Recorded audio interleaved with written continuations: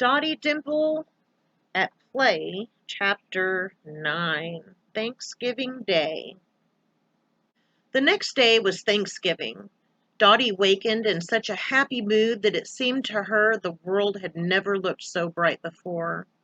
"I don't think, Prudy, it's the turkey and plum pudding we're going to have that makes me so happy. Do you?"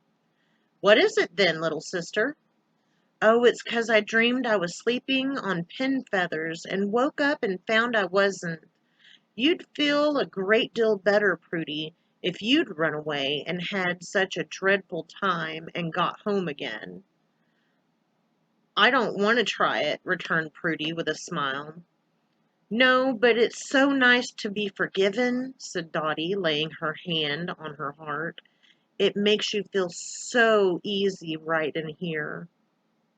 A fear came over Prudy that the little runaway had not been punished enough, but Dotty went on.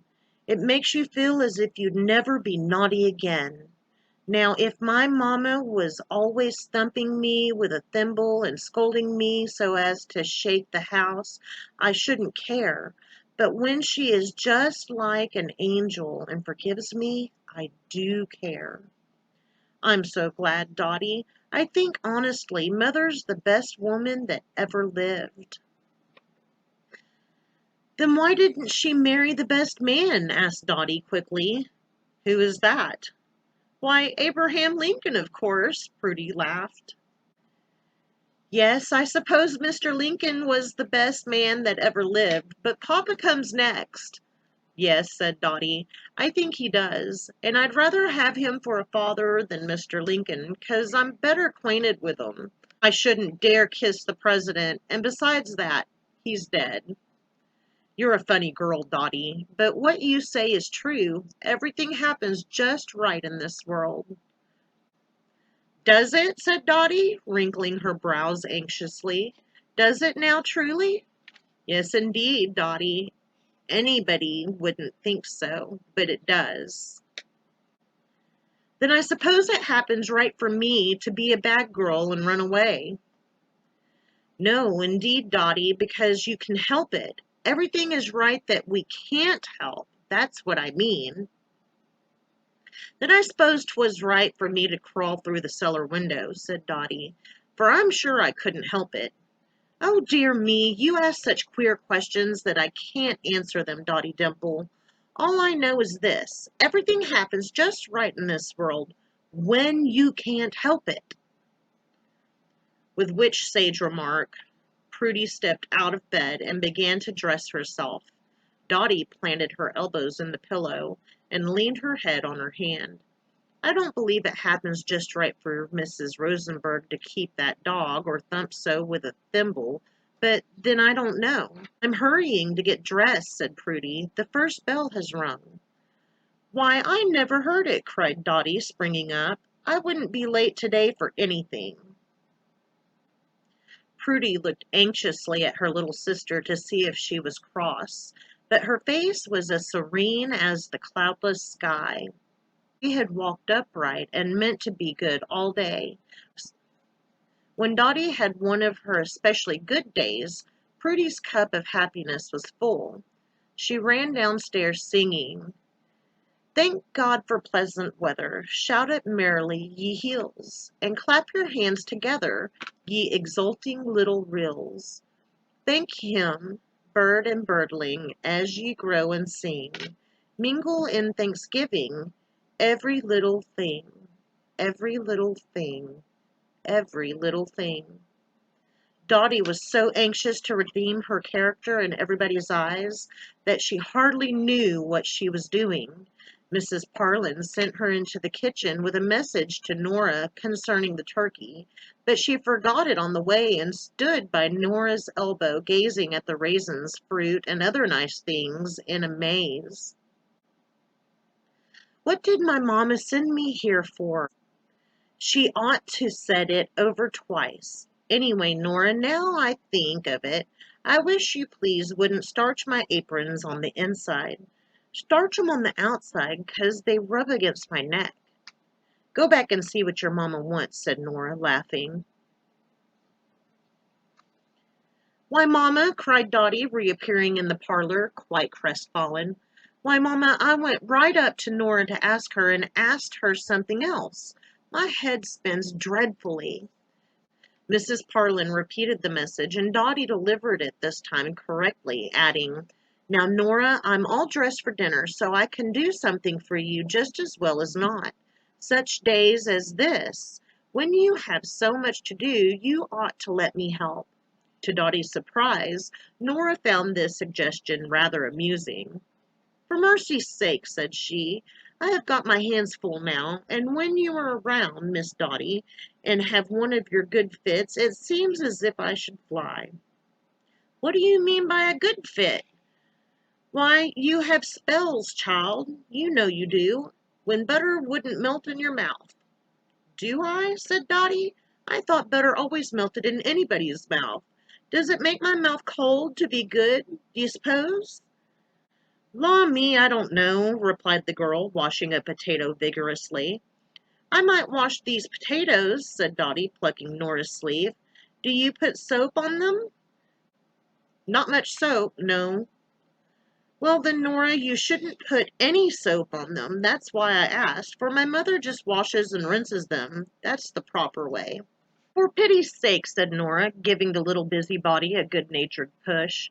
What's going on in the parlor, Miss Dotty? You'd better run and see. If you should go in there and look out the window, perhaps a monkey would come along with an organ. No, he wouldn't, Nora, and if he did, Prudy'd let me know. As Dotty spoke, she was employed in slicing an onion, while the tears ran down her cheek, but a scream from Nora caused her to drop the knife. Why, what is it? Said Dotty. It's some horrid little animal crawling down my neck.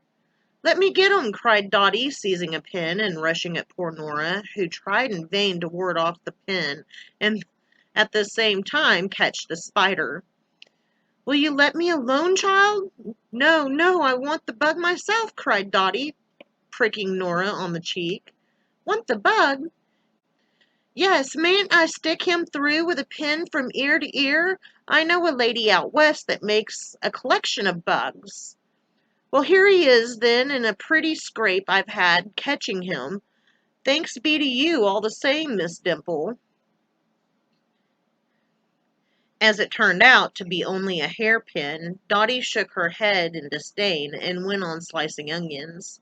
Sure now, said Nora, I think you'd be wanting to go and see what's become of your sister, Prudy. Maybe she's off on the street somewhere and never asked you to go with her. Now you're telling me a hint, exclaimed Dotty, making a dash at a turnip. I know what you mean by your monkeys and things. You want to get me away. It's not polite to tell hints, Nora. My mamma says so. But as Dotty began to see that she really was not wanted, she concluded to go, though she must have it seem that she went of her own accord and not because of Nora's hints. Did you think it was a burglar when I opened the cellar door last night, Nora? No, I can't say as I did, not when I looked at you, replied Nora gravely. 'Cause I'm going into the parlor to ask Mother if she thought I was a burglar. I believe I won't help you any more now, Nora. Perhaps I'll come out by and by. So Dotty skipped away, but it never occurred to her that she had been troublesome. She merely thought it very strange Nora did not appreciate her services. I suppose she knows Mother'll help her if I don't, she said to herself.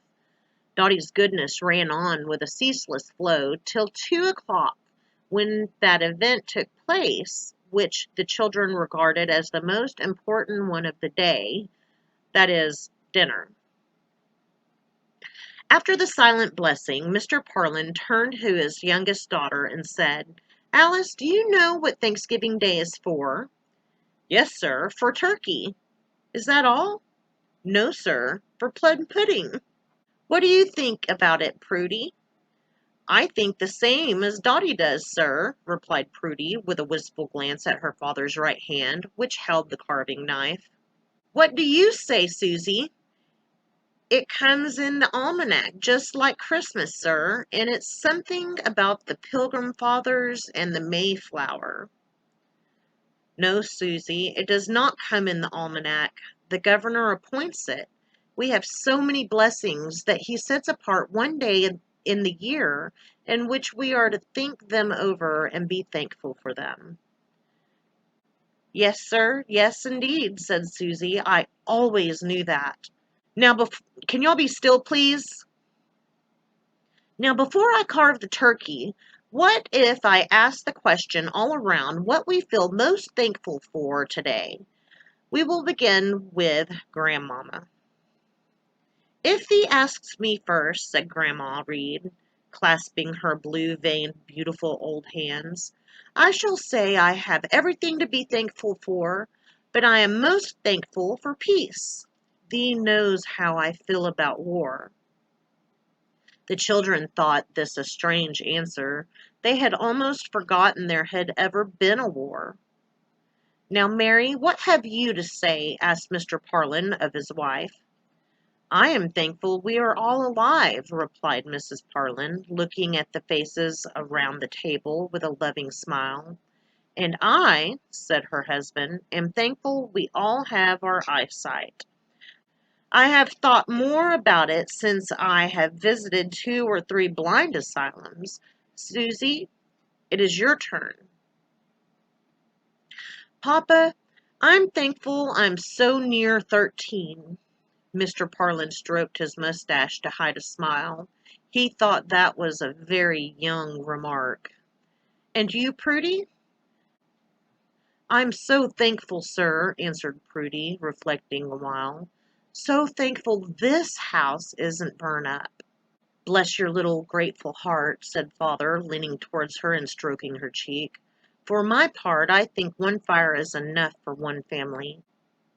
I confess I never should have dreamed of being thankful we hadn't had 2. Well, Alice, what have you to say? I see a thought in your eyes.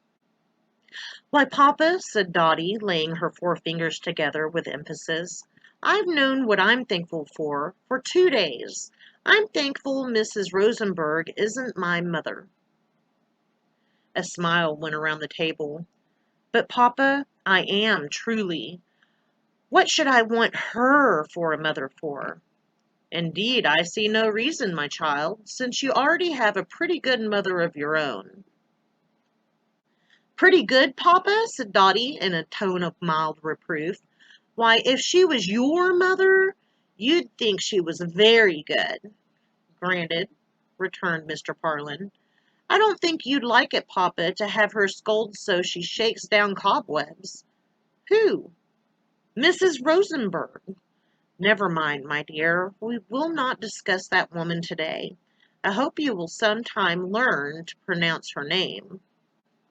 Then followed a few remarks from Mr. Parlin upon our duty to the giver of all good things, after which he began at last to carve the turkey.